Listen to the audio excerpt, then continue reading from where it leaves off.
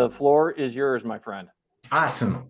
Well, thank you guys very much. I'm so excited to be able to do this. And this presentation really is based somewhat on my book, which is just based on my experience as an investigator and kind of my story, how I came to be in this position. But the nature of this presentation is to give you insight into what a UFO investigation is like and what it's really about, what's important, what isn't important, and so forth. So I think this presentation I'll do in about an hour, and then maybe we take a break, and then I have about a 15-minute slideshow of really interesting photos and videos of cases that I've done, and I can kind of just comment on those, and then we could do our Q&A after that. So that's what I'm thinking, if that's good for you guys. That would be perfect, Shane. Thank you. All right. So let's start off here. The title is Principles, Techniques, and Logic for Investigating UFOs. And, MUFON is the world's largest UFO investigative organization and has been in place since 1969. So we do know a thing or two about investigating. And we have a lot of highly skilled individuals in our organization. Many are former military, law enforcement, scientists, all individuals who understand the scientific process, understand investigative processes, and the sheer importance of coming at these cases with no bias. And that's really hard because we all have bias, right? But as an investigator, you have to take each case on its own merits. You have to have a completely open mind. So some investigators are really pro UFO, and other investigators are very skeptical. But for both, you have to leave that out of the picture when you investigate. So we really rely upon the methodology in order to ensure that we do right by the person first who's making a report to us, but also do right by MUFON and by ourselves, an investigator. We want to have the highest degree of ethics that we can when it comes to this topic. And so I'm just prefacing this presentation with that and I highly recommend investigating. If any of you are interested, it's well worth it. And it's a fascinating thing, and it's a great lifestyle. You meet so many cool people, and just the whole thing. I cannot talk it up enough. So that was my sales pitch, but here we go. So we did talk about my biography. Appreciate that. I think my background, having an engineering background, is very helpful to me in terms of investigating UFOs. I've worked for government for about 27 years now. I know I can function in a large organization like that. I think MUFON's kind of illustrative of that as well. It's a large organization, and frankly, we need to know how to fit in and get along and follow rules and all those things. But on the other hand, we also, don't want to ignore, innovation and new thinking and open ideas. And so I think all of those are sort of the characteristics that it's great for an investigator to have. As I mentioned, I was a very religious person and had nothing to do with UFOs. It would have been poo-pooed in my religious organization. I'm not part of that anymore, and not related to UFOs, but I'll make that distinction. But what that did is that, those religious ideas kind of kept me in a box, and I just never really looked into this, other than in the early 2000s. I don't know if you guys remember TV shows like what was that called? The UFO Files. There were things coming on TV about that time. And I would watch those and was casually interested. And the reason I was casually interested was that, you know, I lived here when the Phoenix lights occurred. I'm going to talk more about that later in the presentation, but let's just say that was probably one of the biggest motivators for me to show an interest in this topic because it happened in my own backyard. Now, I didn't witness it, but I know where I was that night, and I watched with keen interest the way the community responded, the military, the government, the media. I mean, it's really a fascinating political case study in itself, but not to mention it's the largest mass sighting in recorded history. So that was pretty cool too. So that's one thing that really got my interest going. But again, I was embroiled in my religious life and kind of just, you know, from afar. But around 2010, I started, you know, I started having more of an interest, and I better information. So you know, started to research quietly, didn't tell anybody because, you know, I didn't want to get in trouble. Uh, so I began to read, and I'll just say I'll expand on that in the next slide. But it was really important. There were important milestones for me to get involved, and I'll talk about those. I will say my age, I'm, you know, 65. I was a member of that space generation. You know, me and every other 8-10-year-old kid in America wanted to be an astronaut, right? It was a glorious time for that. And so that seed was planted in childhood, and I've always had that incident or that interest. And then as the rest of bio says, you touched on it, you know, I've been heavily involved now since about 2015. And I can't recommend it enough. It's just been such a joy. And I think Anna and I, we met Anna, that was probably 2015-ish or something. It was the MUFON symposium in California. I think it was Huntington Beach or somewhere in there, wasn't it? It was in Irvine. That's where I met Irvine. you and Earl. Yeah. It was 2019 though, I think. Was it that? Oh, okay. Yeah, Yeah. out of my head. Yeah, and Irene too as well. That's so cool. Yep. So at any rate, that's how I came to be here before you guys today. But I want to talk a little bit more about my journey here, and this relates to some of my talk that you know, is coming up. So as I mentioned, I was already very curious and developing an appetite for more information. In 2010, I started to read every book I could get my hands on, watched every documentary, movie, anything related, followed, you know, things on the internet. A real big thing that helped my development was Facebook, because I could connect with people who are interested in this and share my thoughts and feelings. And you know, it's like iron sharpens iron, right? And people would help set me straight if I was, you know, going off on a tangent or something. But all of it was really critical to that development. So by the time 2010 arrived, I was convinced in the reality of the phenomena and that something unexplainable was going on. And I was curious. So a lot of people get involved with this because they had experiences, for example, maybe in their childhood or young adult life or whatever. I wasn't that person. I just found the topic so interesting and intriguing, and I wanted to know more. Now, I've since had experiences, so that got fixed. But my initial was just intellectual curiosity. So I'm posting a picture of these 4 books, and let me just talk a little bit about them. So the very first book I read in 2010 was The Day After Roswell, and that was by Philip J. Corso and William Burns. And I don't know if you guys know who Bill Burns is, but he did the UFO Hunters TV series, probably the best UFO TV series ever.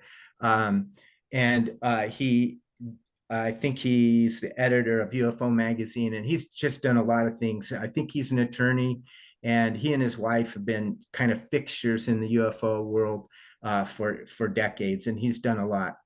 And Philip Corso, of course, was a military officer who was kind of whistleblowing about, his involvement with the artifacts from Roswell and how he seeded the military-industrial complex by providing some of the materials that were recovered and starting this back engineering kind of concept. So that's the gist of that book. Now I have to say, at the time, I was disappointed. I read the book, and again, I didn't have a lot of knowledge and experience yet, but I looked at it and I was sort of nonplussed with it. I thought some of it was plausible, but it just seemed so contrived, and I just wasn't sure. And I almost kind of gave up at that point, thinking, wow, it's going to be really hard to sort out real from not real with this topic. And that's still the case. It's very difficult. But coincidentally, right at that time, Linda Kane released her book, UFOs, Generals, Pilots, and Government Officials Go on the Record. And I will say, this is a must read for everybody. You have to read this book.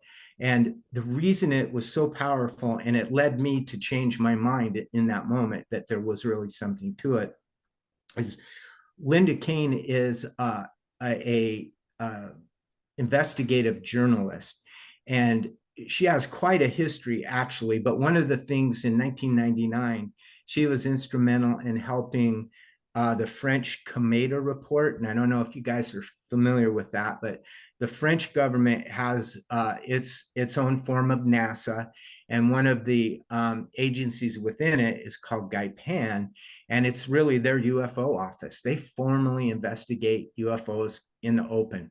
And that Cometa report was a summary of a period of time or a number of cases that the French had. And this committee was made up of military and their version of NASA folks. And they put out this report that, long story short, basically said that the number one plausible explanation for this phenomena is extraterrestrial contact. So but the problem was that it was in French, and she had a colleague in France that said, hey, we'd love to get this into America. Could you help us get it translated and published there? Which she did, and that's how the Cometa report got into our world. And it's really fascinating. And again, I recommend you read it. You can download that off the internet for free. So she had good qualifications already. And of course, you probably have become aware of her and her role with the New York Times article, with the Nimitz case, the glowing auras and the black programs, or whatever they called it, that article. But it basically outed ATIP. And that's when Lou Elizondo and all those folks came on the stage. So she's been part of this. She was also involved with Bud Hopkins and his work. And so she just has a great history. She's super credible. And when I read that book, it just oozed credibility. And then I was hooked. I said, okay, there is something to this. And then I followed it up with UFOs and the National Security State by Richard Dolan. And it's actually a 2-volume set. And what he does, he just basically goes through and profiles some of the 12,000 plus Blue Book cases. And it was well written. It was, if you know who Richard Dolan is, most probably do by now, but he's an academician, and I think he was into like Russian history or something, but this topic touched him and he got involved. And I was aware of him because he appeared in some of those earlier shows in the early 2000s on TV, and I always liked him, thought he was a credible person. So when I read that book, I'll just say it probably put all the nails in the coffin of my doubt. When it came to the reality of UFOs. It was so well done. So between those two books, I was set. I was hooked, and I knew I was on my way. And I'll just say that one of the things that happened for me after 2010 and having this experience and gaining this knowledge, I came to a point where I'm like, what am I going to do with this? And I'm the kind of person, I like to participate. I want to play. I want to be involved. I don't want to just read about other people's experiences. I wanted to have my own. Not saying I want to be abducted, but be part of the community, as we mentioned earlier. And so I looked around at that time to say, well, what can I do? How can I do it? And I became aware of MUFON. And again, it was a large organization. They had a defined vision and a purpose and a methodology, all the things that like I appreciate as a government, employee. And I thought, I could fit in there, and I'd be closer to like maybe some good information, right? And so I joined MUFON, but I was in the throes of my career, and I was kind of on the tail end of my religious experience there. And so I decided, I'm going to join. I joined MUFON in 2015, but it wasn't until 2017 that I became an investigator. And I had already started to attend like some conferences and the local MUFON meeting here in Phoenix. And when I did, the directors and assistant director really encouraged me to become an investigator. And I said, well, I'm going to retire in a few years. I'll just wait then because I don't want to, do a bad job and have too many irons in the fire type thing. But they kept pressuring me and said, no, we won't overload you and stuff. So eventually I gave in. I said, yeah, let's do it. So in 2017, I bought the manual, studied the manual, took the open book test, went through MUFON University training at the time, and I got certified, and then away I go. And so then by the time 2020 came around, I was appointed assistant director, and at that time I had been already writing a book. And the reason I wrote this book, and it's the one on the right, Unidentified Aerial Phenomena, A Beginner's Guide to Researching UFOs. And the reason I did it was because first I just wanted to kind of encapsulate all the knowledge that I had and put it down on paper. And then, but since 2017, that taboo got lifted from the subject of UFOs, or began to get lifted. And by that time, I got braver, and I said, you know what, I don't care if anybody knows. I'm interested in this. I've had enough proof or evidence that I consider proof that I know this is real, and I'm going to do it. But when 2017 came, it started to break down that taboo. And what my feeling was is that a lot of new people are going to want to participate and learn more and have an interest. And I thought, well, this would be a great time because, for one thing, when you do begin your journey, sometimes you fall down some rabbit holes, right? This topic is pretty widespread. It's got a lot of facets to it, and a lot of hoaxing, a lot of other things I'll talk more about.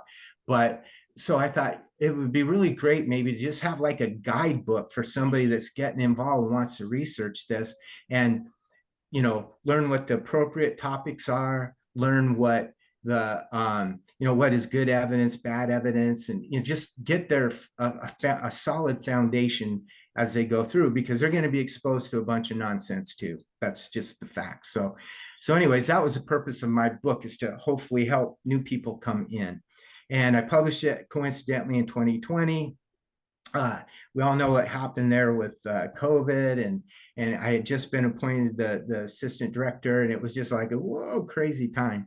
But that's how I ended up where I am today, and it's been a really great ride. So I recommend do your research, have an open mind, and find something that suits you. And I always say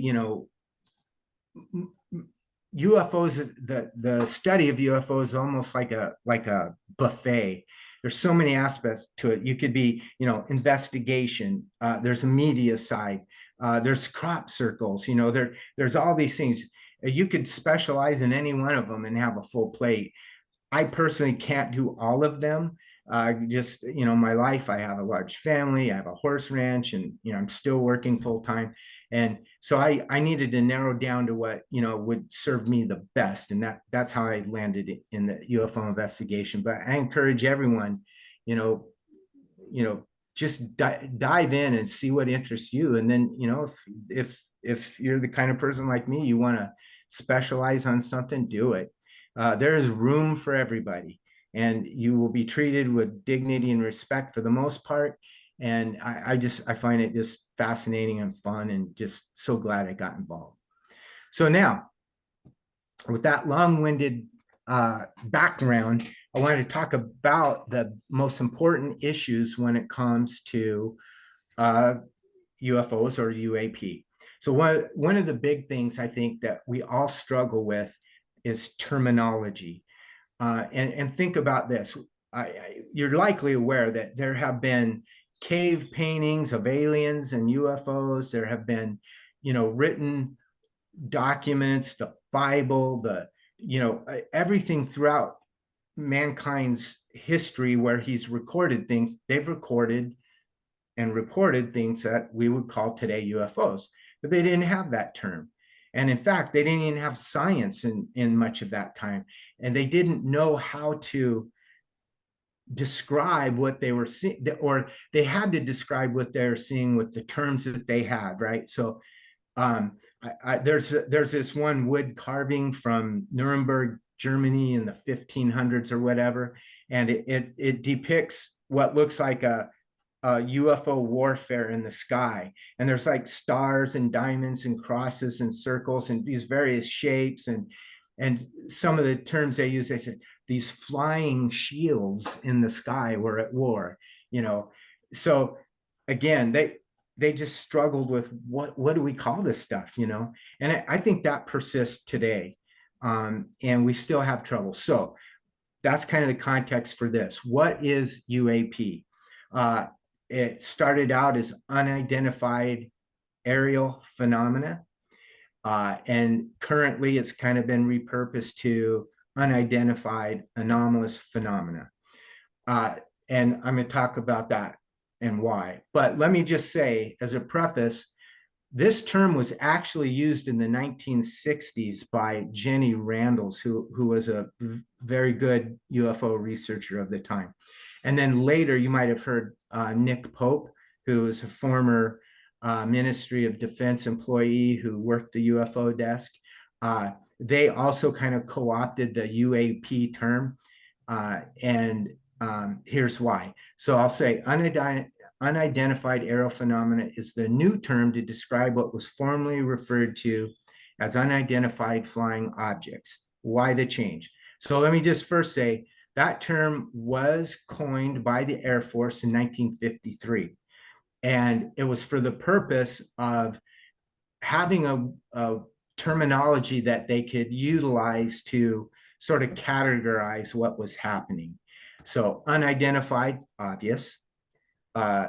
Flying, that's obvious, and an object. That was what was obvious at the time. However, today, our observation is different. We see things that are more than just those, right? So we see orbs, we see spirals in the sky, we see all sorts of light type pillars of light and just weird stuff, right? All of this phenomena it's a better word to describe now. And if you even think you look at an orb, well, an orb of light isn't necessarily an object. We don't know there's a physical object there. It could just simply be a ball of energy. So I think this term is better, more descriptive or inclusive, but I still have a fondness for UFO. I still think it has some validity. And you're going to see as I go through this presentation, I use them interchangeably. And the only time I get real strict on it is if I'm talking to an audience that I know might be, pretty skeptical. I'll stick with UAP, just not to drag in what this first point is talking about in the presentation, which is over the years, the definition UFO has been lost and a new unscientific context was created. The term UFO soon became synonymous with what? Flying saucer or alien craft, which would ironically be identified. So it's really taken it out of the context. And then it contributed to the topic becoming considered unscientific. And it was ridiculed not only in scientific, but government, military circles, the media, and even by the general public. And I'll say that was by no accident. In 1953, there was a CIA panel formed called the Robertson Panel, who developed a strategy to minimize the public's interest in UFOs. because they were being swamped with them at that time. And to ridicule people for showing an interest. And they certainly did that. And it extends clear to this day. Then UAP has a broader definition that describes what is being seen in our skies and space than the term UFO, flying saucer, such as orbs of light, spirals, and other phenomena. So I think the first thing is just getting our terminology straight, understanding what it is and why they use it. And I think it was Arrow, the current UFO report gathering organization in the DoD, is the one that changed it from aerial phenomena to anomalous. And that just benefits them. That gives them more wiggle room, you know, on what is anomalous, right? It could be foreign craft, our own craft. It could be who knows what. So I understand why they do it. So that's the first thing. We got to get our terminology straight. All right. So as an investigator, you first of all have to think about reports. A report is sort of a living, breathing little entity of itself, and it has its own importance and meaning that is unique to it. And I don't mean to sound cryptic, but I'll give you an example. So a report can lead to multiple outcomes. So once investigated, it could be something unknown, could be identified, right? So a report in itself is not necessarily confirmation in the existence of something cited, right? So let's say if we had 5,000 reports, does that equal 5,000 UFOs? No. But it could represent 1,000 or 100 or one, doesn't matter. But, you know, so you have to keep, when we talk about statistics and information related to reports, we've got to remember that they're a contained, self-contained little thing. I think this explanation will help what I'm talking about.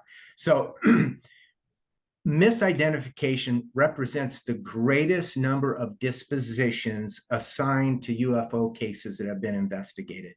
And we use the term disposition to say what we've called it, you know, identified or not identified. So misidentification of prosaic objects such as astronomical features, you know, the classic planet Venus or Jupiter, or, you know, a star or a meteor or a comet or something like that. That is, you know, a commonly reported thing as a UFO. Aircraft, of course, could be airplanes, helicopters. It could be drones now. Drones are going to be the biggest thorn in our side next to AI.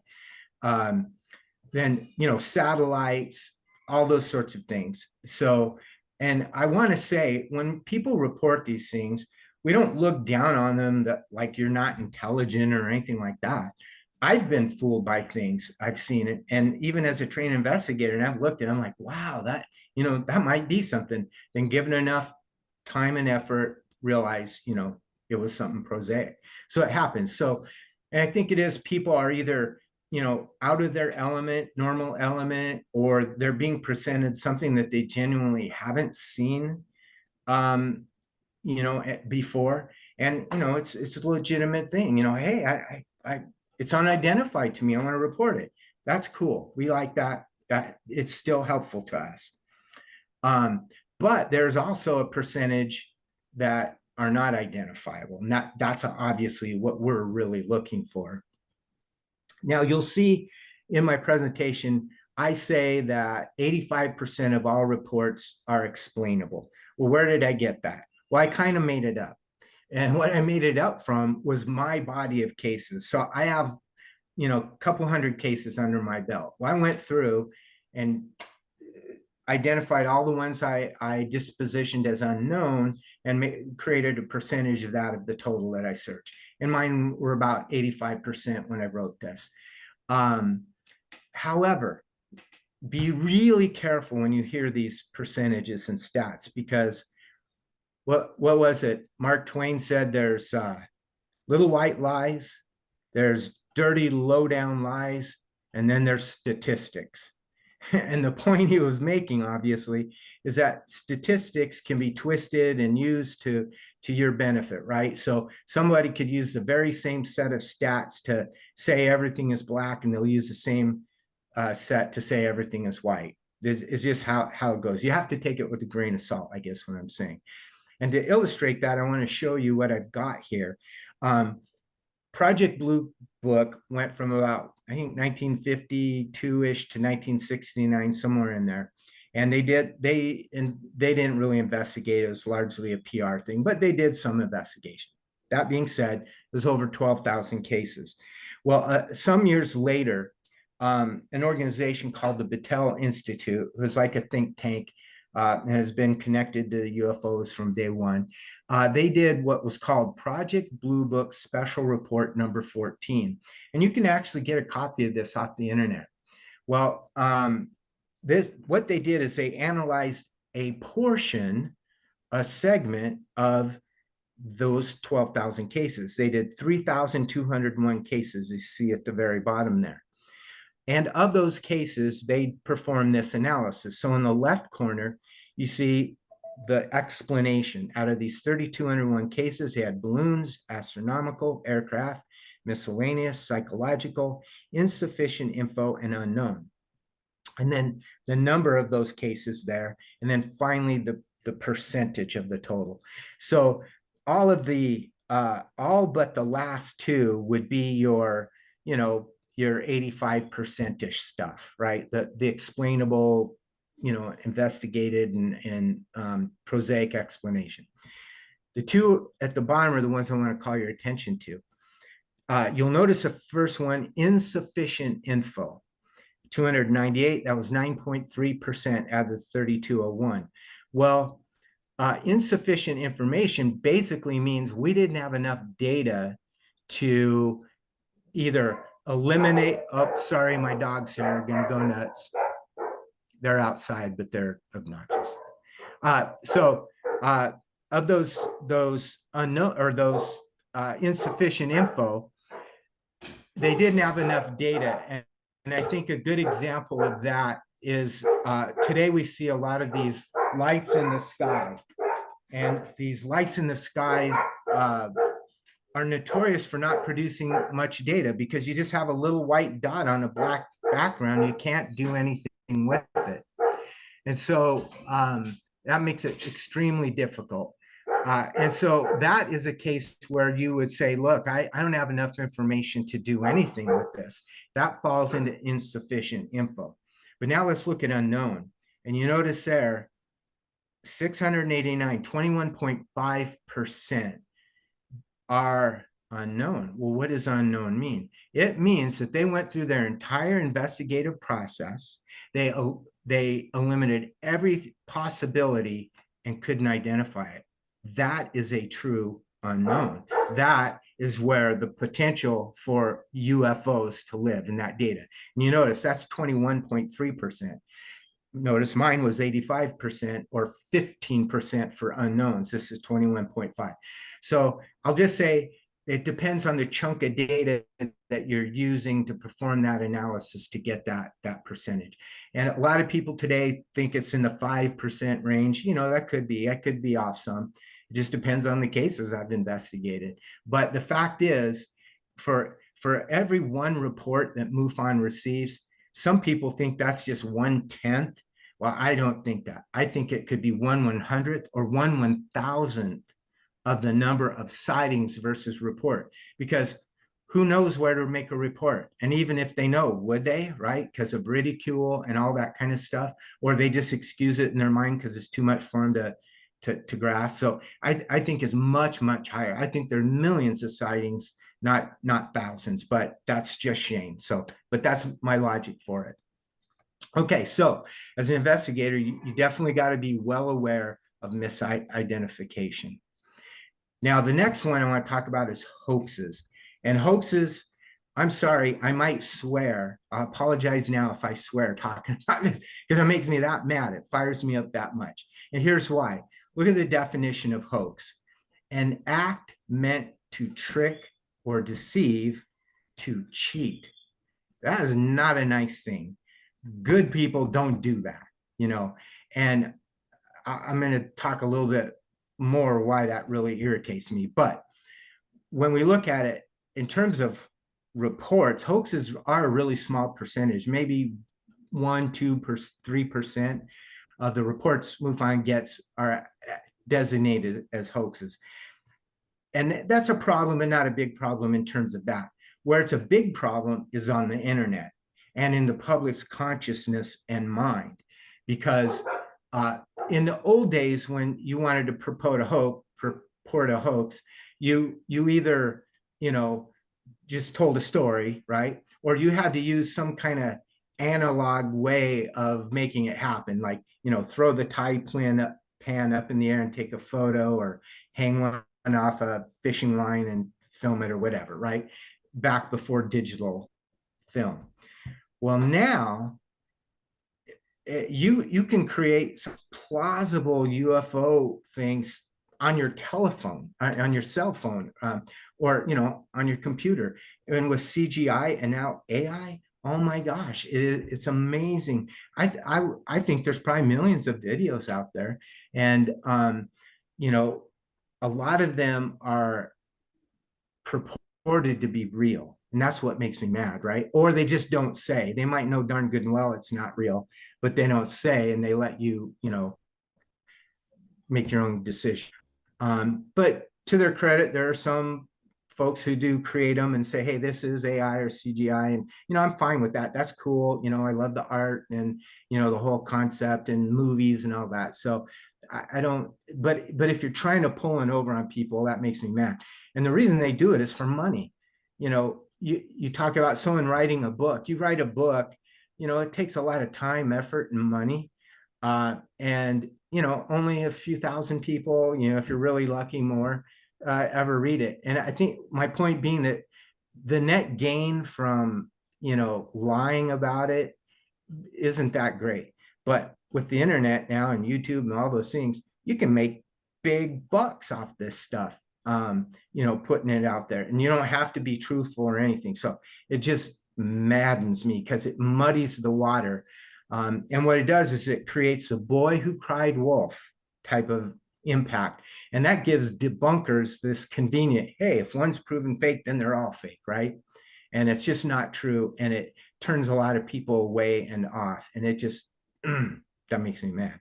In fact, I don't know, on Netflix right now, I think there's a documentary series called Trainwrecked. And they take different things that have happened and they do a documentary on it. Well, the one that I'm going to talk about just briefly is I don't know if you guys remember the balloon boy.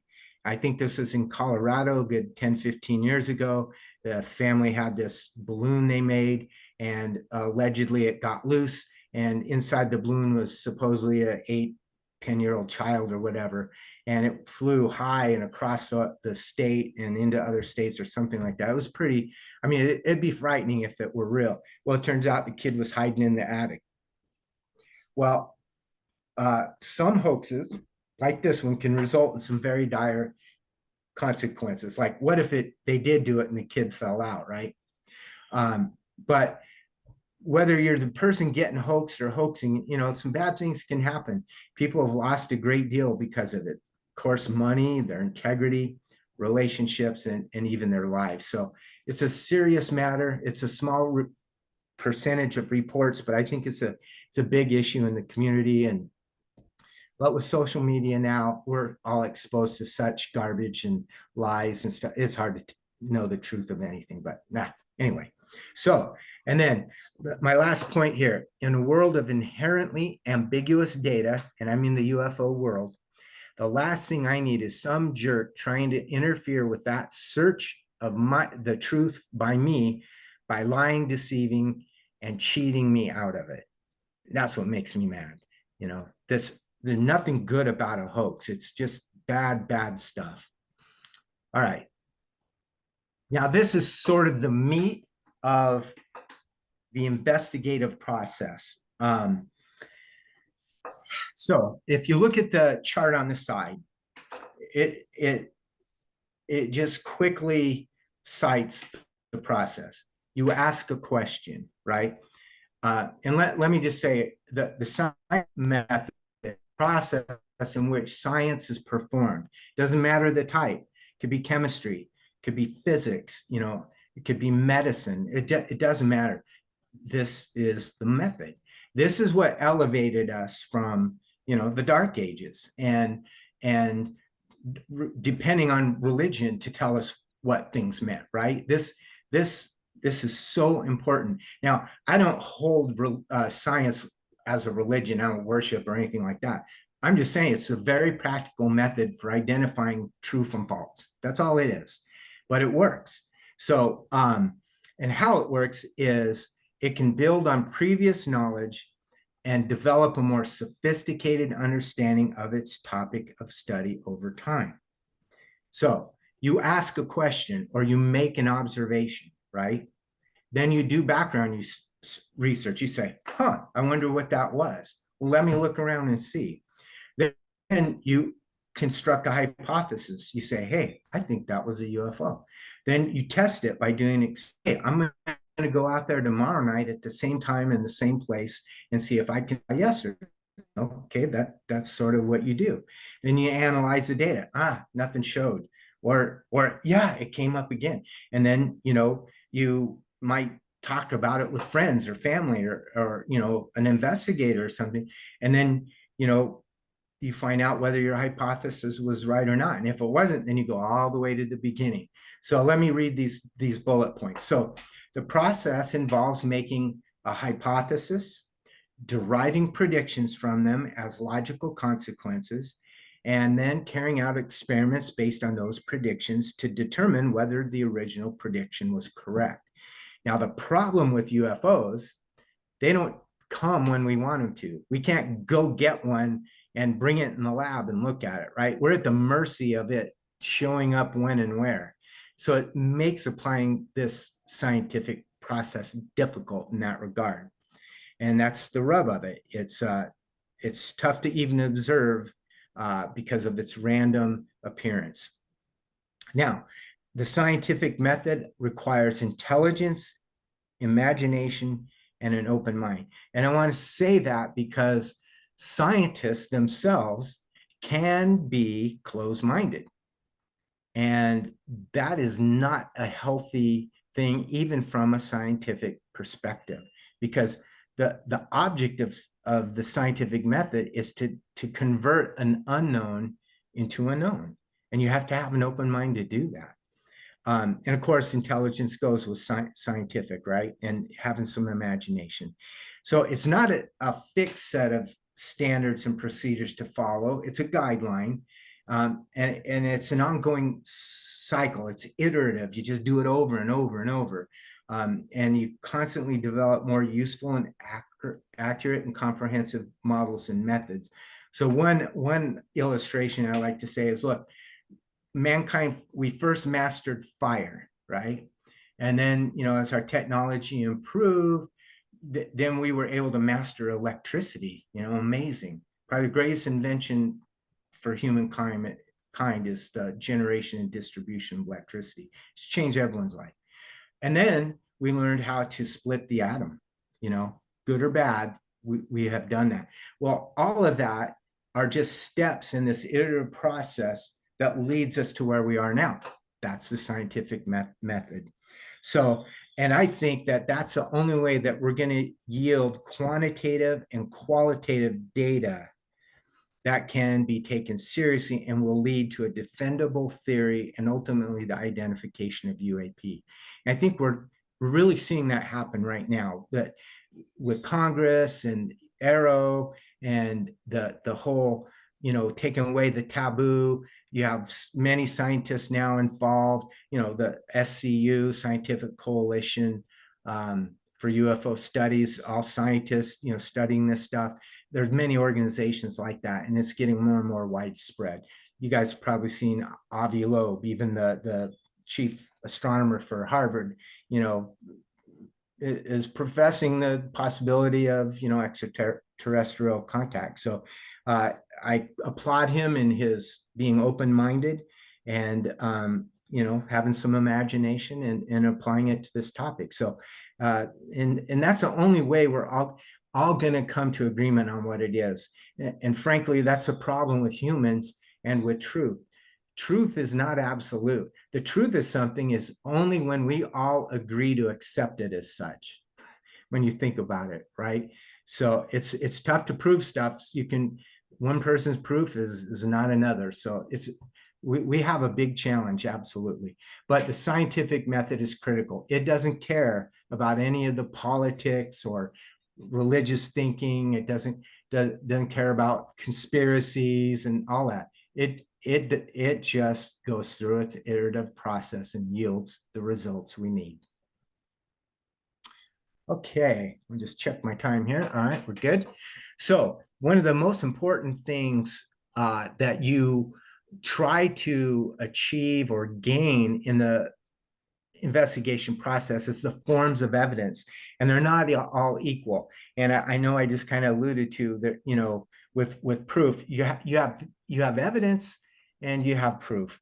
And evidence is a lower standard, but it's very suggestive, and it can become truth if it's accepted that way. So you always have this movement from unknown to evidentiary to proof. It is a natural kind of process, and that's what happens. But it depends on the evidence. So forms of evidence that provide data and information that will help yield an identification of UAP or eliminate prosaic explanations, eyewitness accounts, trace evidence, photo, video, and radar imagery. And I wanted to make this, a part of my book and of this presentation for the new people coming in, because that's you have to perform an analysis of the data yourself, right? You can't just completely depend on others to tell you what to think. You've got to go through it yourself. And in order to do that, you really need to be able to look at what is evidence, what is false, what is true, and what is provable. So that's why I really make this point. So let's talk a little bit about these forms of evidence. Pilots, police officers, scientists, military members, government officials can be credible eyewitnesses. And when you think about the investigation process, there's a couple pillars to it. The first one is the eyewitness account. And it's the most important because you know why? Without it, you wouldn't have a case. You wouldn't have a report. Okay, so it's absolutely mandatory and critical. You have a eyewitness account. However, eyewitness accounts are probably the least reliable forms of evidence. Unless you have something else that backs it up, it's just a story, right? Okay, so the reason pilots and police and scientists are good witnesses because they're trained observers. They're trained to look at things objectively. And that's a really great skill and can help you weed out the prosaic and the non. I listed government officials from a different perspective.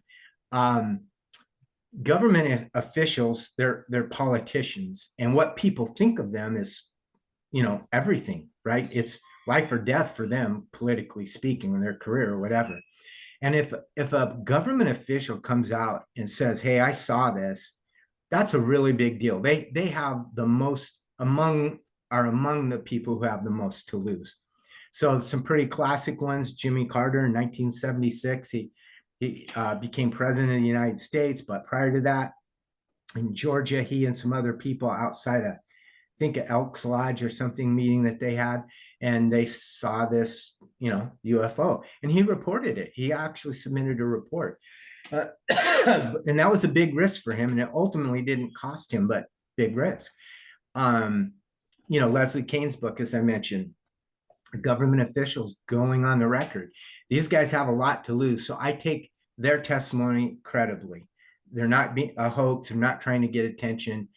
Now, they may still not have seen a real UFO, but they believe that they have seen something unidentified. And so I find that to be very critical. So very important, eyewitness testimony.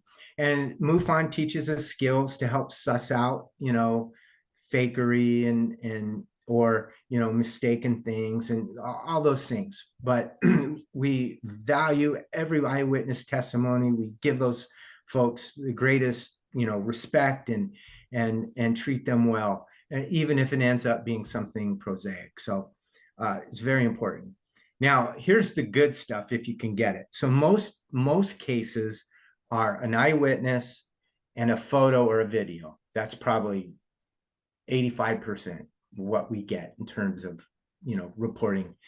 But there are those cases where there's trace evidence. What is trace evidence? Well, it's anything physical. So imagine this: UFO comes down, lands, breaks through the branches of the trees, hits the ground, or lands on the ground. Yeah, broken branches, that's trace evidence. You might have radioactivity on the trees or the ground around it. That's trace evidence. You might have chemical residue, trace evidence. You might have a big gouge in the soil, trace evidence. You might have burnt plants and trees, again, physical evidence. And if you can get it, wow, that really gives you something scientifically you can sink your teeth into. So it's extremely valuable, but it's also pretty rare. We don't get a lot of landing or crash cases. And for obvious reasons, those get swept away to the military or whatever, or we don't get to hear about them. Okay, so now let's talk a little bit about photo, video, and radar imagery. Now, here's the thing. Photos and videos, as we've already talked about, can be falsified. They can be faked and they can be extremely convincing. However, MUFON investigators are trained how to discern that. And we even have what's called a PAT, photo analysis team in MUFON, of highly skilled members who can break down these images, these videos, these photos, and discern whether they've been faked or not. Still doesn't tell you what they were, what was videoed, but it can tell you that it's a legitimate video, it hasn't been tampered with and all that. But you need the rest of the investigation to put things together, right? So, but on the other hand, we fight that battle of constant, fakery. Now, radar imagery is different. This is cool. Radar imagery is in the hands of the FAA and the military, right? And these are very expensive, sophisticated systems, which mean there's only approved people who can operate them. They are constantly patched, repaired, kept, in good working order, calibrated, all of those things, because it's life or death for aircraft, right? So radar imagery, I think, has a high degree of credibility. Now, again, it doesn't tell you exactly what you're seeing, but it's confirming that you are seeing something. And so to me, it's very important if you can get your hands on it, which we can, usually we can. So here's my point though. If we ever do identify UAP, or if it is disclosed by a government, I think the imagery will no doubt play a part in the authentication of UAP. It'll just depend on the circumstances and who's presenting it as evidence. So I make this point because as an investigator, somebody goes, "Oh, Shane, look at this cool video." I look at it and I go, "Yeah, that's cool." But that's all it is. It's a cool video. I mean, you have to go through an investigative process in order to determine whether it's worth its salt or not. But I believe that when the time comes, when disclosure, and I will talk about disclosure later, but you're going to have photo and video for people, because you can't bring 8 billion people to the White House lawn or whatever, if that's how it happens, right? So you've got to have it, but it'll be all the circumstances, who's presenting it, and other things that will, get you to where, you can accept it. Okay. Classic cases. So some cases have strong photographic evidence, some have compelling trace evidence, some are interesting because of who the eyewitnesses were and the testimony that they gave. But the point is that each case has strengths and weaknesses when it comes to evidence. So here's just a few that I find compelling, and you might already be aware of them, but if you're not, go look them up, and they're just terrific. So Los Angeles in 1942, and that's the photo I have there, where those are spotlights, presumably pointed at an object. Those little flashes of light around it are the artillery shells being fired off around it. And that was in the newspaper in 1942 in Los Angeles. And it's really a compelling case, a lot of the stuff that goes with it. But that case has a great photo, right? Then Roswell in 1947, that's the granddaddy of them all. It seems to have a little bit of everything. Washington, D.C. in 1952, great case. Again, radar imagery played a big role in it. They scrambled airplanes, that whole thing. Socorro, New Mexico, 1964. This was a case where a police officer engaged this thing. Again, high credibility on his part. He was on duty when this happened. And there was trace evidence and stuff. In fact, this is a case that swayed J. Allen Hynek from skeptic to believer. Travis Walton in 1975 here in Arizona. And I'm very well acquainted with Travis. We've done camping and all that kind of stuff. And I've heard his story 1,000 times. And you know what? That story has never changed. He is such a credible guy in that he is non-sensationalistic. And I've even seen him shut people down who try to sensationalize his story. He said, no, that's not how it is. It was just this, you know. So I find that really compelling too, because this abduction case had 7 eyewitnesses. Those 7 eyewitnesses had 3, count them, 3 lie detector tests each, and they all passed. One came back inconclusive and was a 17-year-old kid who was, you know, scared out of his wits, and he still was inconclusive, wasn't lying. So the odds of 7 people taking 20 different people taking 21 different tests and all lying through them is 0, net 0. So that is such a compelling thing. Let's see, the Phoenix Lights, as I mentioned, in 1997 here in Arizona, you know, tens of thousands, probably millions of people saw them, multiple things traversing diagonally across the entire state. Jets were scrambled. It's just a crazy case. Has a little bit of everything, but to me, largest mass sighting, and that makes it really a classic case. And then, of course, the 2004 Nimitz case, and now the 2015 Roosevelt cases. And those were military, radar systems, spy systems, recorded all this. Yeah, thermal imagery, optical imagery, other sorts of imagery that we probably don't know about. A lot of facets to that where there's good data and very searchable. And so that was great. So the Socorro case has strong physical evidence. That thing landed, left marks in the ground, burnt plants. The plants were still hot and smoking, you know, that whole thing.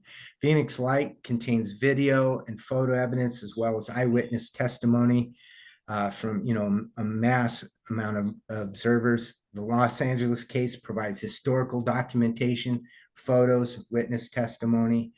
Roswell has a little of everything. The DC case, strong radar and eyewitness and documentation. And Travis Walton's case is truly unique in all its forms of evidence, and which is uncommon in abduction cases. So pretty fascinating. So here's one thing I want to talk about, the wheat and chaff of ufology.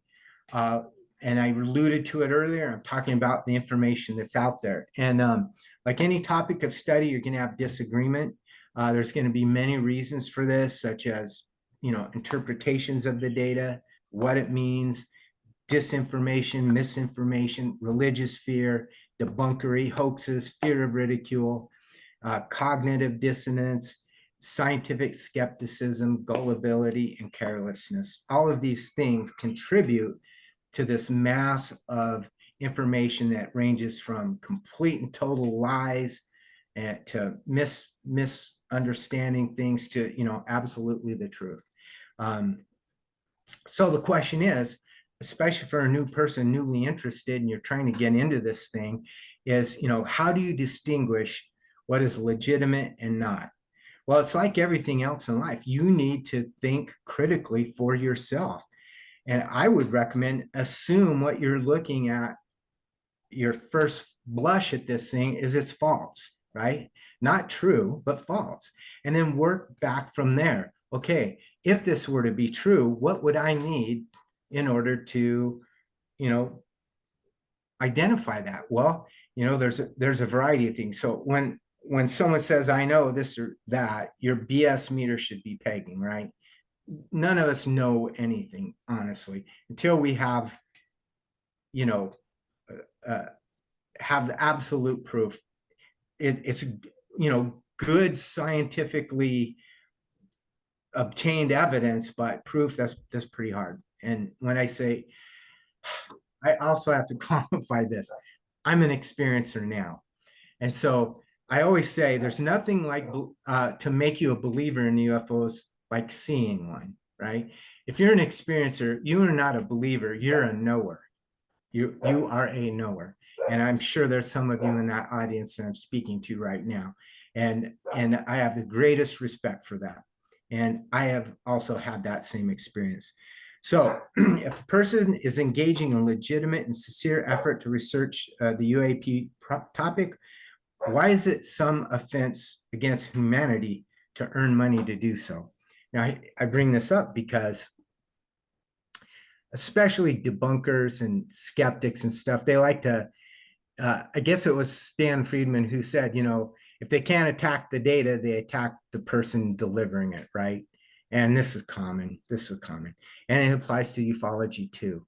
And so one of the criticisms is, oh, they're just in it to make a buck. Well, okay, if you're legitimate and true and you're making a buck at it, I'm fine with that. Why shouldn't you? You put in your hard-earned time, money, and effort to something. And if it's a legitimate way to get the money back, write a book and you earn money from it, that's great. Now, if you wrote a book that's complete bilge water and not true, and you know it, and you put it out there as true, and now that's bad, right? That's not right. But so what I'm saying is, just because someone is making a buck at it, don't automatically assume that they're disingenuous.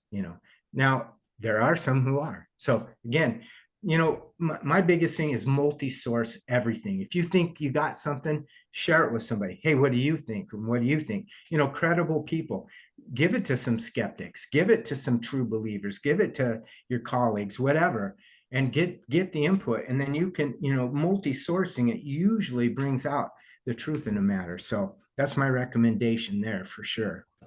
Now, cover up. I'm just gonna say the cover up is real. There's no doubt this has been covered up. And now it's so public, it's almost nonsense to talk about anymore. But a cover up is generally thought to be an attempt to hide information to prevent knowledge of this information by others.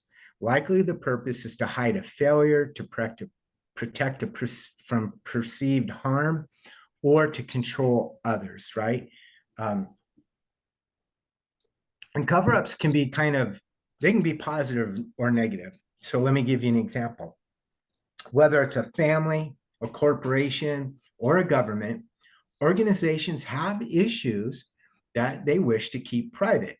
And it's not necessarily a conspiracy, which incidentally is defined as a secret plan by a group to do something unlawful or unharmful or harmful. So look at it this way, I have a fight with my wife. I'm not going to go tell my best friend about it or, go on Facebook and gripe about, we don't air our dirty laundry. That's not a conspiracy. It's a cover up. Yeah. I'm not making that known to everybody because it would be embarrassing for me and my family. And frankly, you might develop a very negative attitude towards me or my wife because of what the details were, but I love my wife and I know that I'm going to get over whatever the fight was and we're going to be happy as clams, but other people wouldn't, right? They don't love me, they don't love her. So it does some damage, right? So we don't do that. That's not how we conduct ourselves as individuals or a family. And governments or corporations, they have, they have trade secrets they want to protect, things like that. So just because there's a government cover up doesn't mean that it's, a conspiracy or that it's, unjustified. So the US government has a long documented and provable interest in participation in the UAP phenomena, despite their claims. So their cover up, there's facets that are legitimate. We need to protect our methods and our sources and that kind of thing. Our technology, we don't want that to get out because our enemies could do us some harm. That's legitimate, and I want them to do that, right? We want them to protect our nation. But on the other hand, there are cover-ups of things that are negative and that they shouldn't cover up, right? So a big thing in government today is, transparency. Well, they're only going to be transparent on the things that they think won't hurt them, right? The rest, they're going to continue to cover up. So, and we find ourselves in that situation with UAP right now. Finally, a cover-up, both for legitimate and illegitimate reasons, is a proven and real aspect of the UAP phenomena. It's not a crazy conspiracy theory. It's very, very real. All right, so I'm at 1 hour right now. I have got just 2 more slides. So if you guys are cool, we'll go another 15 minutes and then we'll take our break. What I wanted to talk about was the political science of ufology.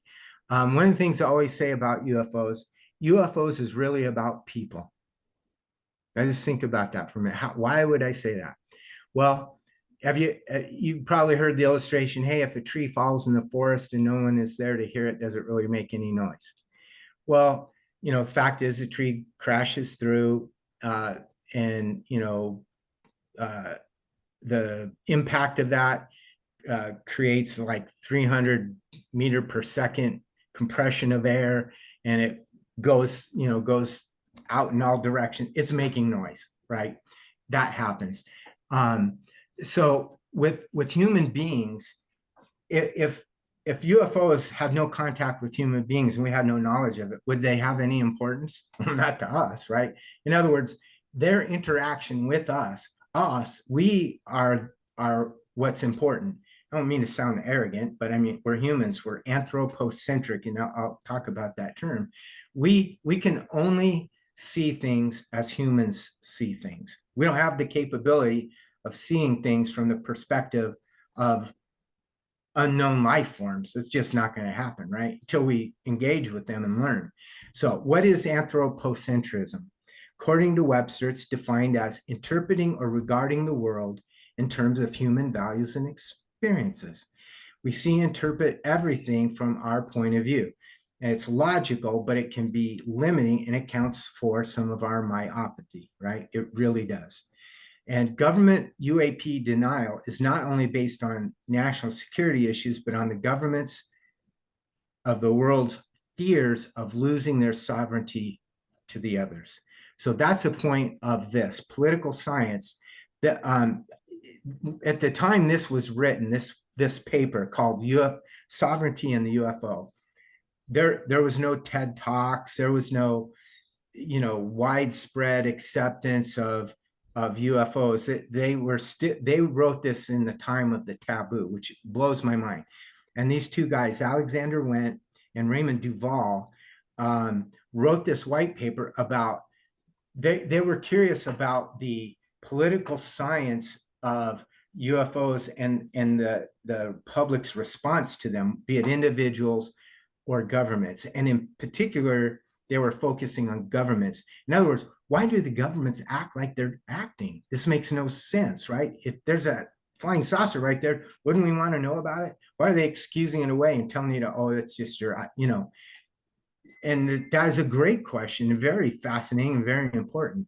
And so they did this white paper on it. And again, you can download it off the internet for free. It's about 70 pages. And frankly, some of it's over my head, this political science stuff, but much of it is definitely understandable. And one of the main points that I took away from it, why does our government and other governments resist making this known? Well, their thinking was that we live in a world order of nations with boundaries. And we have our little domains of power and control. And if others come who are clearly more powerful than all of the governments on Earth, what will the inhabitants of all of those countries, those nations, do? What would they think about their leaders and their power versus that of these newcomers, right? They fear that greatly.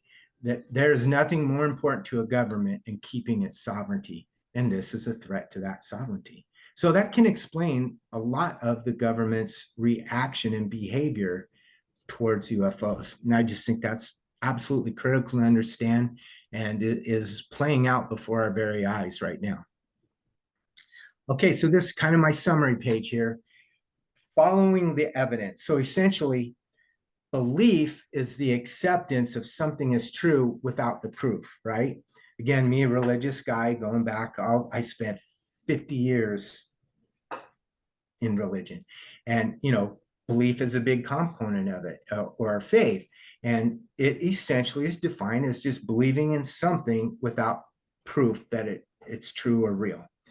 And I don't mean to just pick on religion. We do that with a lot of things. And in fact, it's necessary. It's ingrained in us as part of our cogency, our logic.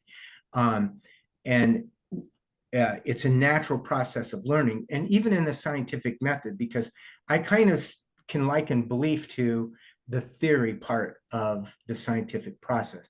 You have some information and you form an opinion of what that is, but it's a gap, right? So we have certain knowns, touchstones that are knowns, but there's gaps between them.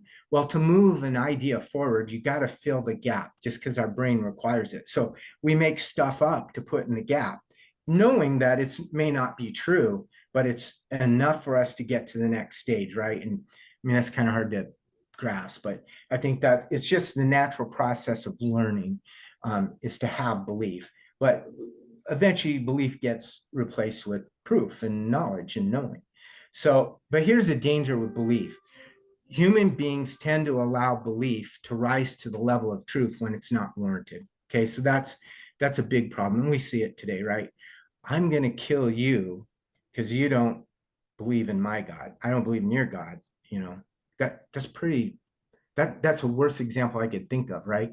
Or wars fought over, hey, you believe this and I believe this is the case, and we don't agree, and now we're going to go to war and kill people, right? That's the worst of the worst of it. But we encounter this kind of thing in our daily lives. So one of the dangers, especially if it comes to being an investigator and you lean too heavily on your belief or bias, then you can really miss important facts if you're not looking because you think you already know, and you can miss it. So it's pretty consequential. And then the most effective way to manage the credibility of any case or information is following that evidence. No one can justifiably refute a proven fact. They can still refute it, but not justifiably.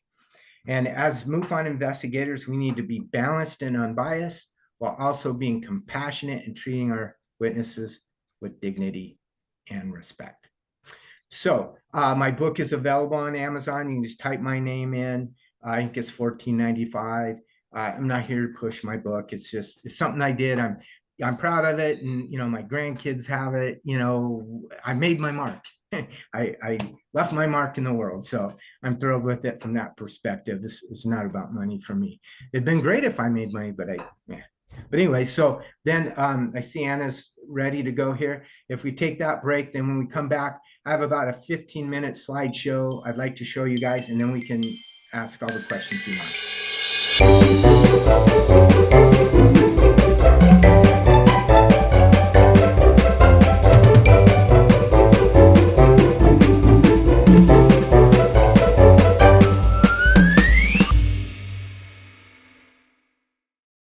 Okay, great. So there's just a few minutes. These are just cases that I've had, my MUFON cases and things that I kind of find interesting.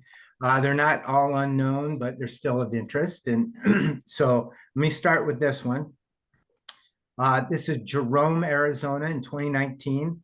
It's a small mining town. Everybody goes up there. You know, they have a hotel and restaurant and some things, and there's a viewpoint that everyone goes to take a picture, and this is it. And this is a photo. And this actually is an unknown and probably my best case. And as you can see there, pretty interesting object, close up of it there. And there's a big long story to it, but I want to take up too much time on it. But it is one of my favorite cases. That image appeared. I'll share this much. When you take a photo in on an iPhone in live mode, it's actually a 2.5 second video, and a frame rate is 30 per second. So a 2.5 second video is 75 frames. And in this case, this this image appeared in one frame, 1/30th of a second. In the lower right hand of this, on the original image, a little moth flew in and out. When I did a frame by frame analysis, I could see, you know, it took like 6 or 8 frames to get in and then 6 or 8 frames to get out, kind of a thing. This thing did none of that. It was literally blinked in and blinked out. So pretty bizarre. Let's see. Okay, this was in 2020, a flight over Arizona. The RP was reporting these big flying saucers on the ground. What that turned out to be is called Ivanpah Solar Generating Plant. And it's 2 or 3 huge circles of solar panels on the ground. And they're very reflective, obviously. And this happens kind of frequently. People flying from Phoenix to Vegas or Phoenix to LA, we get a couple of reports a year, but we know that this is what that is. But still kind of cool looking. This one, yeah, this was in downtown Phoenix. This one was a photographer, professional photographer from Colorado, and he was at the Arizona, museum, the Arboretum, and he saw this thing and he got a photo off on it, and I could never figure out what it was. There was no planes or anything in the area at the time, so that was pretty fascinating. I don't know if you guys are probably familiar with Skinwalker Ranch. Well, there's a comparable place here in Arizona called Bradshaw Ranch, and it's got a long history of really bizarre stuff, and people still go there and investigate it now. In fact, I would like to myself. But and then this, let's see here, what did I do? This guy is taken also from the ranch, and it's a weird orb, you know, just, it is weird. So this was on the ranch as well. And you can see what's weird about this is that it's clearly behind that fence netting, and it's very foggy looking. And then it clearly comes through on the front side of it. But there's so much reflection from the image, it's tough to tell what it was. So I didn't know what it was, but it could have been a bug or of some sort, but it's really weird looking, even in terms of the kind of images we see with bugs and birds all the time. So I just thought that was interesting. Let's see, I'm going the wrong way. That was also on Bradshaw Ranch. Then this one, you guys might recognize this. I don't know if you've ever seen this, but this is actually one of the earlier SpaceX launches from California, Vandenberg.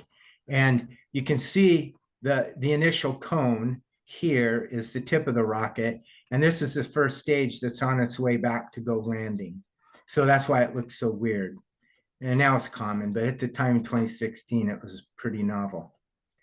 I live in Desert Hills, Arizona here. This was only 3 miles from my house, and I got the case and I went out there, investigated. By law, you have to, if you find, dead livestock, you have to contact the sheriff and the Department of Agriculture, which I did. And they, I had it all cordoned off, and I was armed, out there in the desert. And I had my cameras set up and everything. And when they came, they were just like looking at me like I was from Mars. But I explained to them what I was doing and why, and they thought it was actually pretty cool. And ultimately, there was no way for us to tell if this was just simply predation or if there was something unusual. But you can see there's no blood or any tracks or prints. It could be as much as a month old there, but this is pretty unusual the way this is nipped off. And it's not usual to have the head carried off. And I did at least 1,000-foot perimeter search through the desert to see if I could find any trace of it, and couldn't. So I thought that was pretty weird. It's another shot of it there. Looks like it got tangled up in this is like a dead cactus, but that's suspicious to me too. I just don't understand what happened. Okay, now what the hell is that big old bright light sitting up over the mountains again, just sitting there, not doing anything? It's not a helicopter. There are no red or yellow, red or green lights stating port or starboard.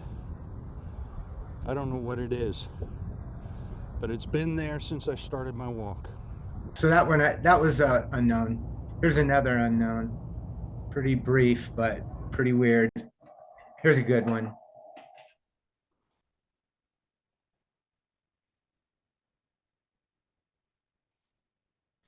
This was a young couple taking their kid to school Tuesday morning at 8 a.m., driving by this field and saw this. So they pulled over and filmed it. They had a good 5, 6, 7, 8 minutes of video of it. I just grabbed a little excerpt. And again, don't know what that was. However, there's an orbital TK and a Raytheon plant nearby. So I thought potentially they had some maybe new kind of drone or something they were testing, but they wouldn't even let me in the door. They weren't giving me anything. So I don't know what it is. Looks like how far away is it?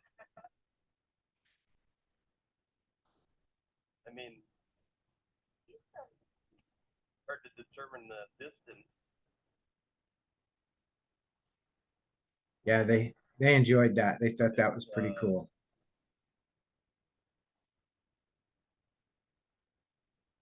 I think it depends on the size of it. The saucer kind of. The top is round and it's got. I mean, when you look at it outside of the camera, looks.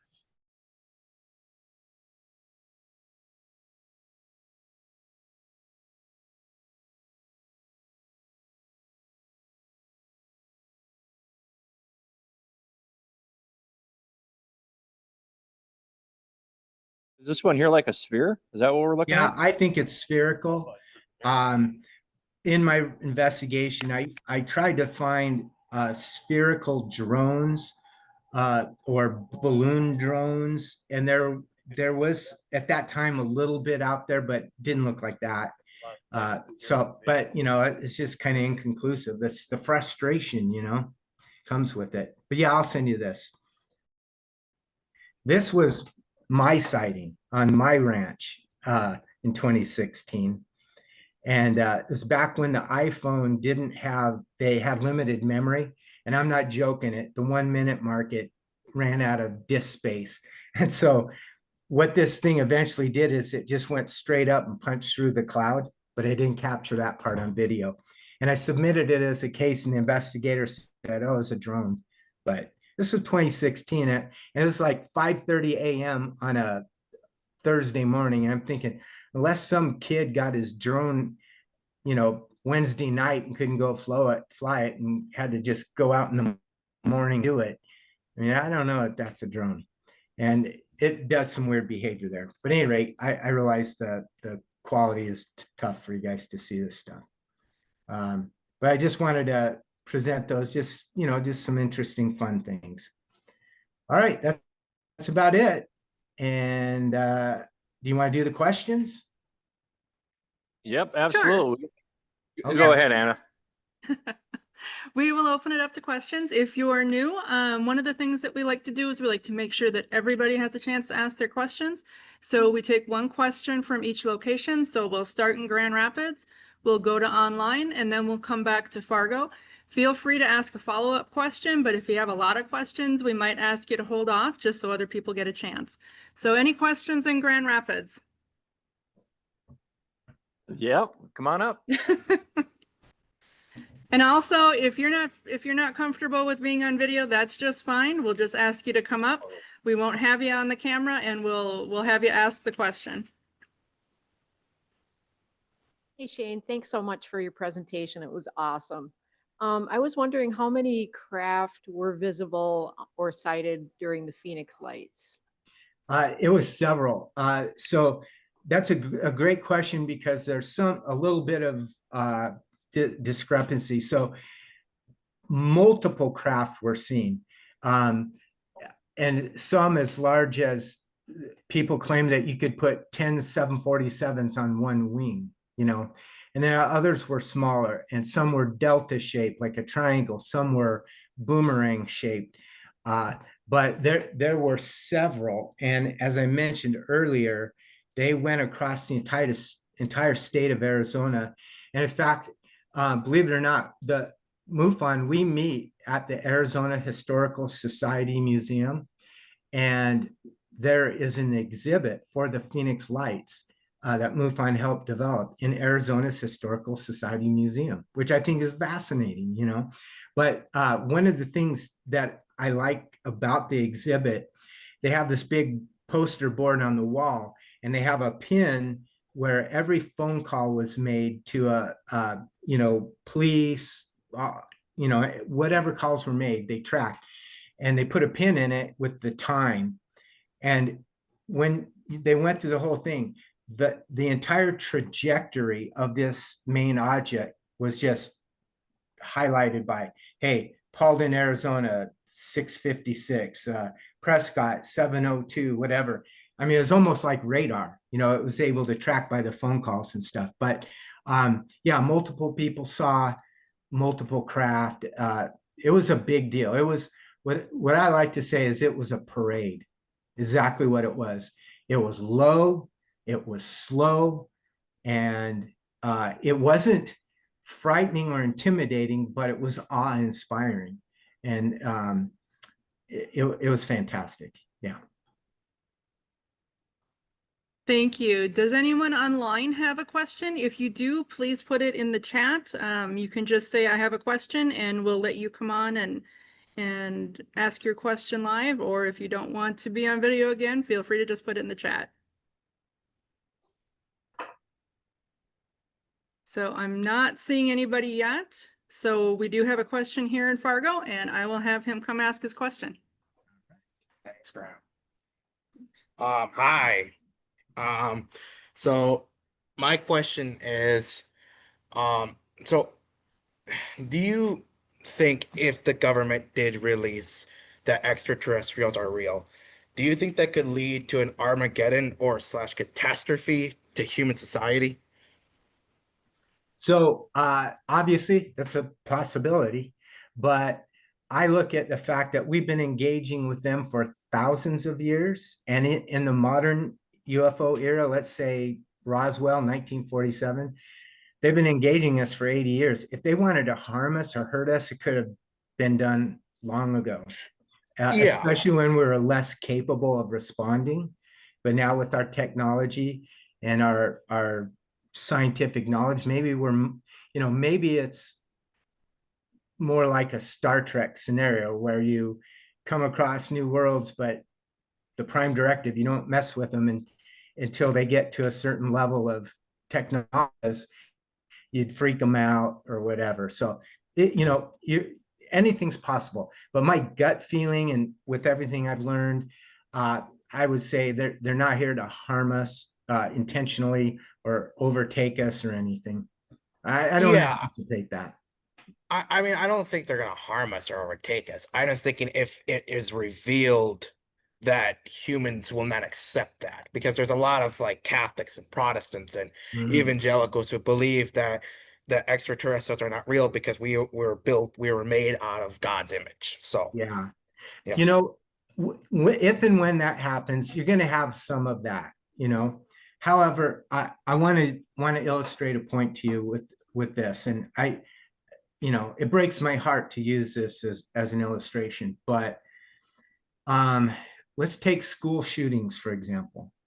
Remember the first one, Columbine, and man, the entire world went nuts over that. And it was on the news every night for months and months, and back and forth for years. And it was a great big deal.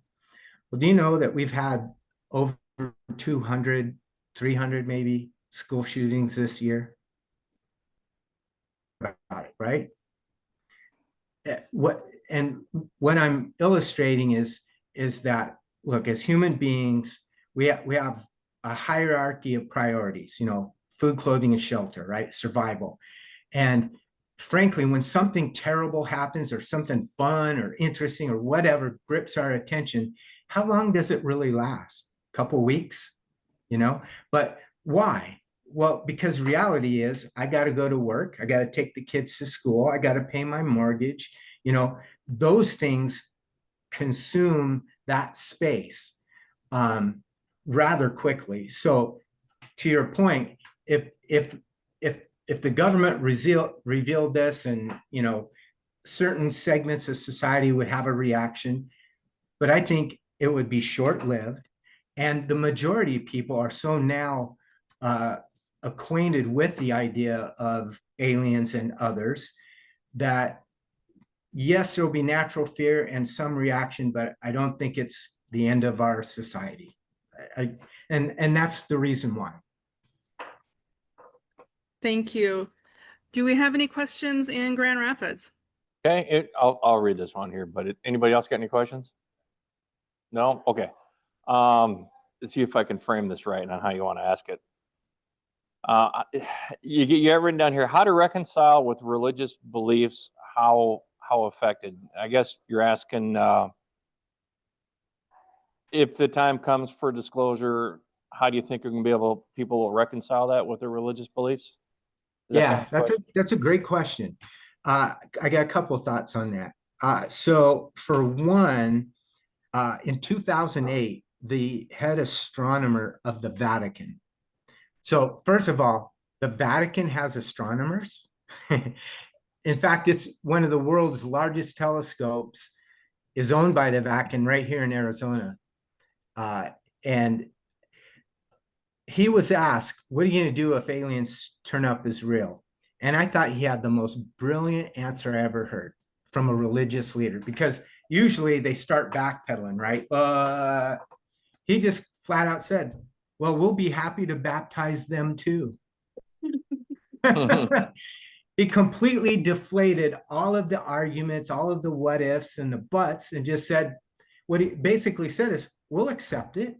No big deal, And I think that position is the smartest position, because, if you're religious and you have a belief and that belief gets proven incorrect, there's that concept of cognitive dissonance. You can't process that.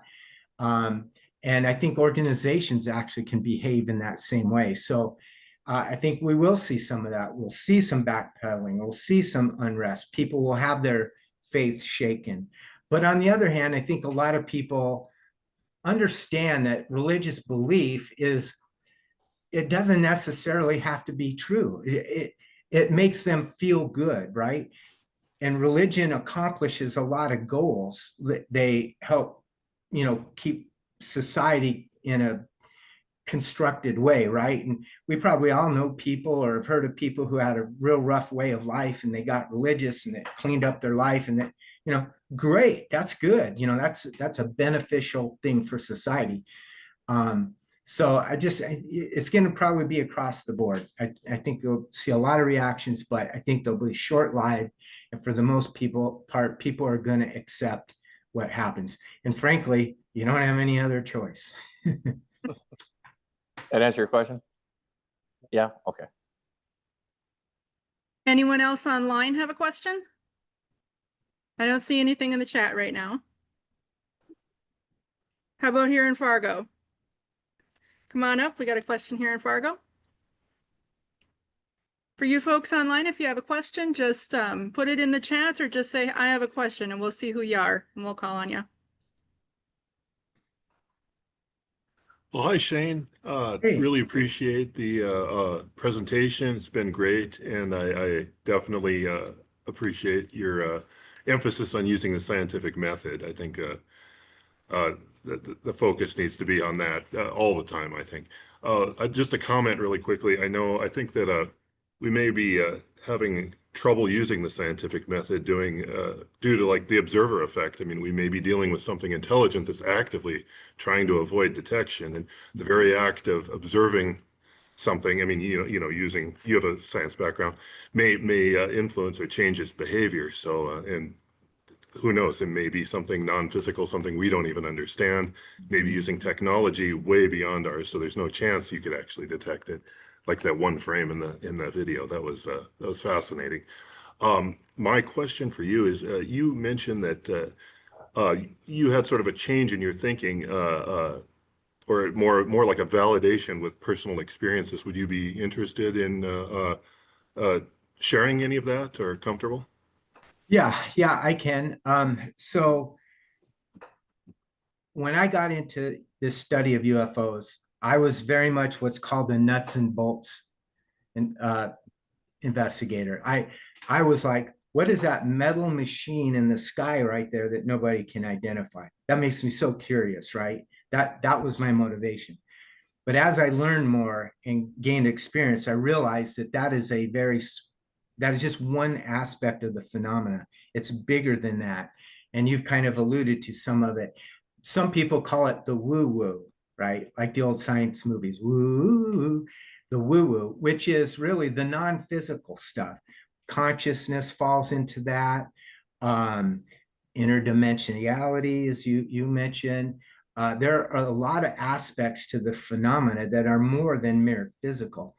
And through my education and experience, I began to realize that and said, wow, I wanted to stay away from the woo because of my religious background. I had a bias about that. Ooh, I don't want to be involved with that. It's demons or something like that. But then I realized, wait a minute, it's not that. And it's very important and a big part of that. And so, and in all honesty, MUFON really prefers to stay away from that side of it. They want to be seen as, just a UFO investigative organization. So I have to be careful. What I'm about to tell you, it's not sanctioned UFO, or I mean MUFON. This is Shane personal and the people I know.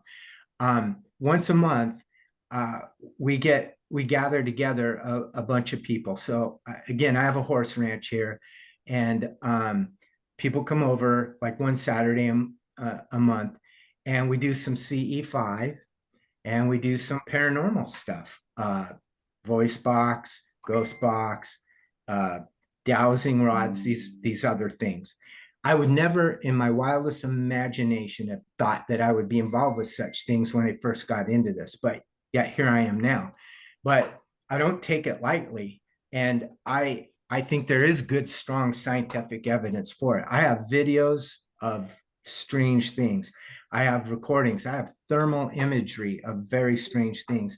All of these things are clearly part of the UFO part. You can't untangle them. They're tangled together. So the question is, well, then what does that mean?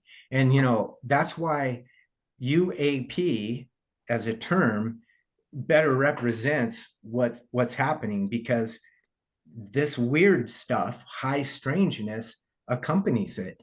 It's hard to explain. So, but again, so my position is I am open to anything. So my new policy is, look, anything is possible until it's proven not to be.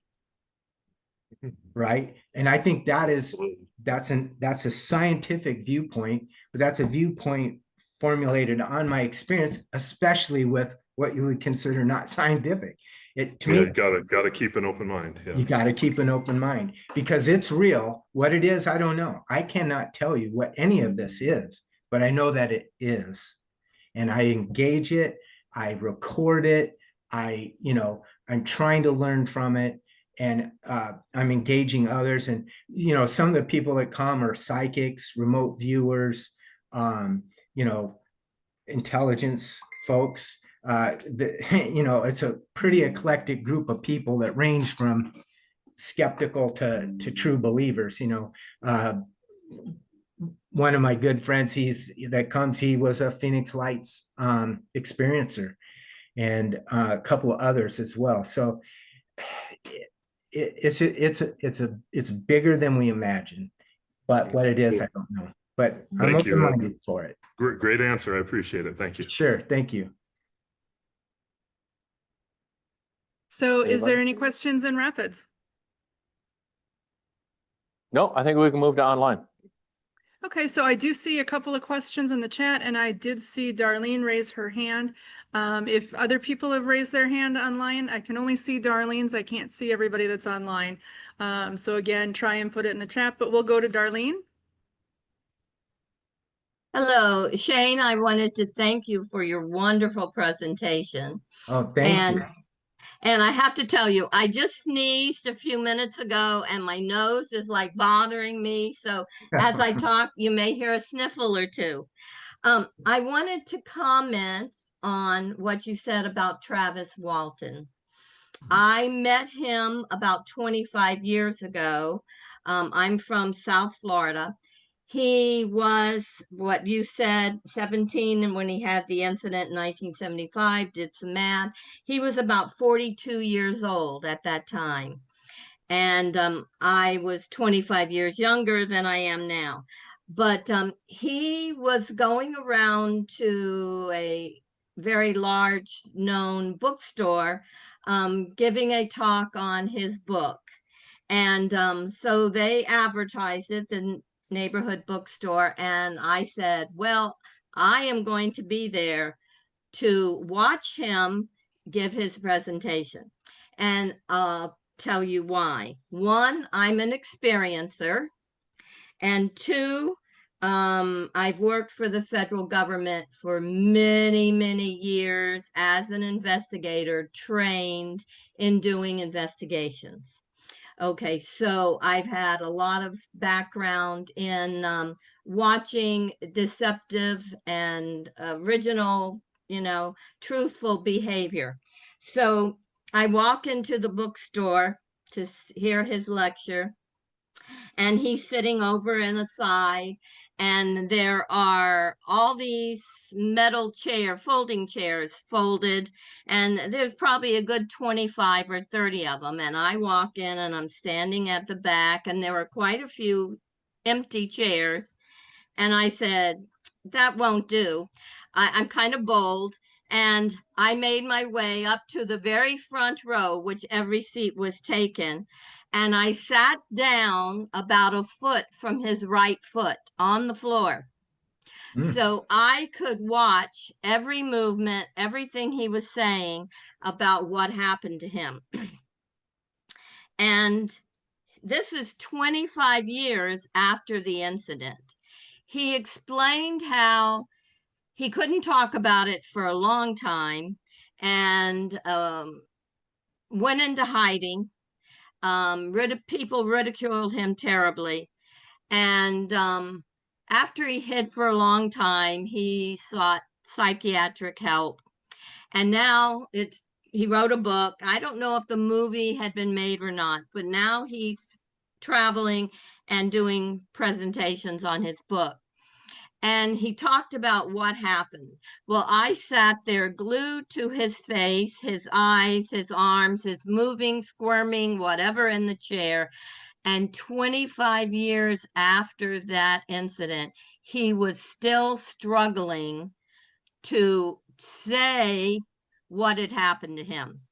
So with my background and watching him, etc., there is not a doubt in my mind that what happened to him, that he says happened to him. Yeah. And so I That's- just thought I'd bring that up since you brought it up and you had Yeah. met him and talked with him. Yeah, well, that's really great to know. And with your, your experience, that's great confirmation. Yeah, he's really down to earth guy. He's what he is an old cowboy, old, and he just he's humble. He, he understands the importance of what happened to him for sure, and he knows people are interested in all that. And so yes, he does speak and tell people, and which is great. I mean, I remember one of the things that struck me with him when and it might even be related to that time period you're talking about. At first, he felt he was abducted and that they meant him harm. But after he got a handle on his trauma and started thinking about it, he changed his viewpoint, not about what happened, but why it happened. And he says, I foolishly ran right into the electrical field of that UFO and it killed me. And they grabbed me and they saved me, or, injured him severely or killed him, whatever. And that it was actually a rescue. And of course, when he awoke inside the craft and freaked out, it was understandable. But it took him some years to get past that trauma, to rethink about not what happened, but why it happened. And I'm really happy for him that he came to that conclusion, because, the terror and the trauma that he faced was absolutely real. And to know then that, they're not here to necessarily harm us. And in fact, they wanted to save him. So yeah, I find that just one of the most credible cases there are. Yeah. But thank you for that. Yeah, that's awesome. You're welcome. And I would say, I totally agree. I don't know Travis anywhere near as well as you, but I've had the pleasure to meet him and hang out with him for a while, and he does seem very genuine. You can still see aspects of that trauma. I don't think that will ever leave him. But yeah, a very interesting case and a really humble person. So let's see. I know that Jamie has a question in the chat, and I'll just read it since it's in there. She says, I heard you speak of obtaining radar imaging data when investigating a MUFON case. From what source did you get this radar imaging data? Local airport. So you can call the tower. A lot of times you can call. So I usually will start out with a PIO, public information officer, but sometimes you can get right to the tower, and they're usually fairly forthcoming. So it just depends on the circumstances. The other thing is, if it's older, you can file a FOIA request, FOIA, but sometimes they'll cooperate. Sometimes they don't. It's hit and miss. She also says, curious if the NOAA unfiltered data would be of any value for analysis, or if only military commercial flight radar data would be useful. No, I think any radar imagery would be useful, but getting it is like, next to impossible. And, but you could correlate. And I know, the SCU, the Scientific Coalition for UFO Studies, I'm trying to think of his name. Anyways, he's had really good success getting radar data. He was primary investigator on the Stevensville thing in 2008 in Texas, the big sighting that they had there. And they had a lot, radar imagery played a big role in that case, because it was near President Bush's ranch, and they scrambled at F-16s for it and stuff. And they all denied that until we got the radar data, UFO or MUFON, and Robert Powell. I was going to ask if it was Robert. Yes. Yeah, Robert Powell. So yeah, and I imagine the bigger the case, the easier it might be to get, but you might have to go formal with a FOIA. But yeah. Hit and Full miss. disclosure, yeah, full disclosure, Jer and I are both contributing members of SCU as well. So Oh, I nice. always throw that out there just because we want to make Awesome. sure that we're open and honest about everything. Yeah. So Jer, do you have any questions in Grand Rapids? Otherwise, I'll keep taking the questions online. Anybody? Nope. Nope, go ahead. Okay, so let's see. I think, is it Millie? Yes. See Mild. Uh-huh. Okay. Okay. So, a few minutes ago, you stated that you had videos or of UFOs or paranormal experiences. Do you think you could show that to us today? I don't have them on this computer. I have them kind of in a safer spot. Let's see. Oh boy. Let me see if I can just, I have one that's pretty freaky. It won't take long. Okay, let's see here. Okay. I'm gonna see if this, all right. This is thermal imagery. And on right here, is my three of us were sitting in chairs in a triangle, and it was 2:30 a.m. on my ranch. No kids, no horses, no nothing out, and we were doing a voice box, and we were trying to engage something, and we had a lot of conversation going, just very amazing. Well, what I want you to do is look right here in this little spot right there, a bluish red spot. And I'm going to run this.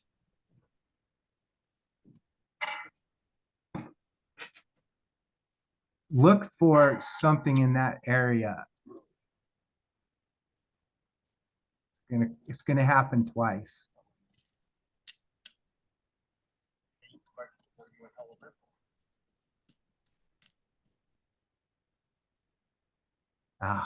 Just not visible with this.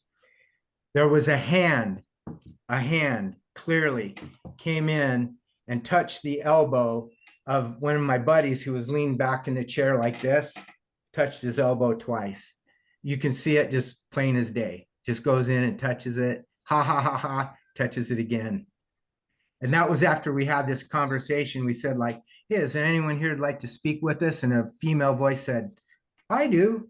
And we proceeded to have this long conversation, some really weird stuff. Like we were kind of going in a circle talking about like family members that had passed away. And it was my turn. And I was going to talk about my brother-in-law, Mike, who had passed away. So it was my turn. And I said, Mike, and I was going to say my brother-in-law, yada, yada, yada. Well, I said, Mike, and then over the voice box, the lady says, your brother-in-law. Wow. Complete blown mind. And that was prior to the whole touching the hand thing. So that was a very cool experience that we had. The other ones, we frequently have this. This has happened maybe 6 or 8 times. And it's, I think this will show up a little bit better. It's just a photo. Talk about, lights in the sky, right? And orbs. So this was right out in front of my, I don't know if you're going to be able to see those, but yeah, probably not. Yeah, no, we can see them. Okay, so there's 5 or 6 of those orbs right there. Yep. And we had called them in, we did our CE5. And then I'm just going to show you, I took another photo a few minutes later, if you'll be able to see, but some of them are gone. So it's not stars, wasn't airplanes and that kind of a thing. So Right. That's a very common thing that we experience. In fact, 2 weeks ago, last Saturday, I had a group of about 15 people, and 4 or 5 of them were brand new, even to the whole topic of UFOs. And they were just, our plan was we were going to sit around my fire pit first and introduce ourselves and tell each other our stories, because we had these new people. And then we were going to go out to have a big arena. They had tables and chairs set out there so that, and it, you have like a 360 view. Perfect for this. So, but before we even got through the second person telling their story at the fire pit, they appeared. And so we all got up, we went out into the arena and watched them and photographed them for probably 30 minutes. This is unbelievable. So Shane? it's very cool. Mhm. Shane, I need an invite to the Hurd Ranch. Okay. please. Yeah. Sometimes we run dry, nothing happens, but we do some other things. Like I said, we'll do the dowsing rods is pretty fun, and a couple other things just to keep it entertaining and stuff. But the weather's good here now. It's just a really great time, great people, and just a fun experience. And we take our precautions. One of our folks is a channeler, and we make sure that we, from the paranormal side, no bad things, and we open and close the session and things like that. Again, things I would never have known about. I just can't believe I'm saying this, but this is who I am now, and that's fine. But it's definitely different. And again, because MUFON doesn't want to emphasize the woo-woo side or paranormal, I'm just saying this is independent of my role in MUFON, and it's a side thing. But there's MUFON members that come too. So anyway. Yeah, I would imagine. And just to point out that I think that for people who have seen the phenomenon with UAPs, it's pretty normal to experience other types of paranormal phenomenon. So it's not unusual at all. So thank you for talking about that. Again, that is something that is outside of MUFON, but it's also, all of us that investigate the phenomenon, we're actually real people, and we have other interests as well. So thank you, Shane, for talking about that. I think that's important. We have Chris Harmon, who has been patiently waiting. Yes, Hi, I want Chris. a great job, Shane. I loved the presentation. I loved everything, and I myself am also an experiencer, as a lot of people may know, and I've had many experiences myself. And I want to say that I really enjoyed the presentation, and the video was fantastic. Great job.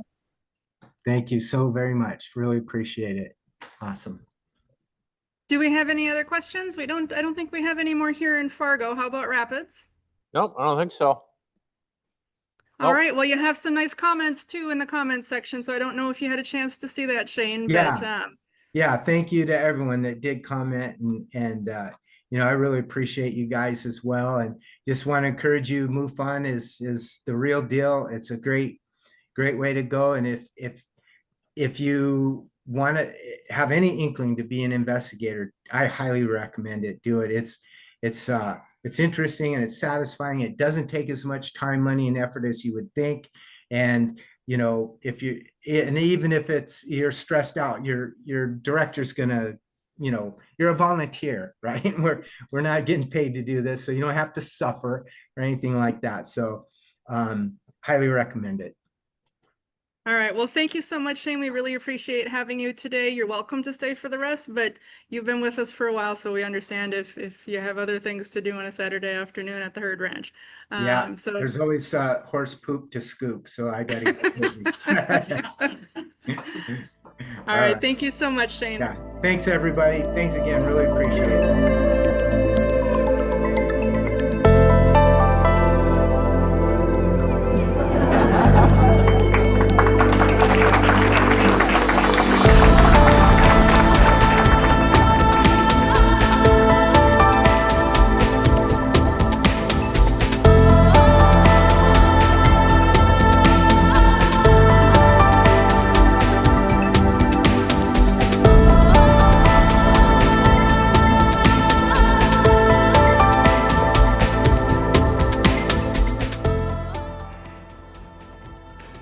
And root beer.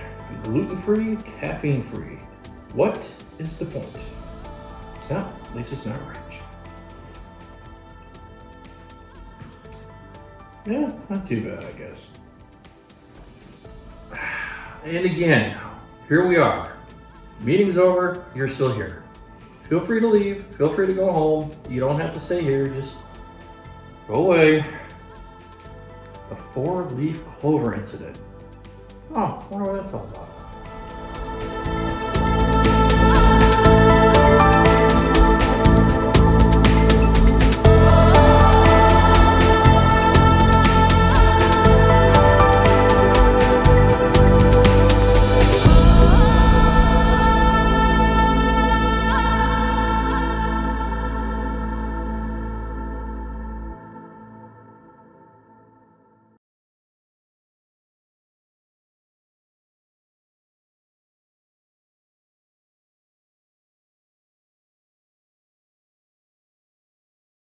And now for something completely different.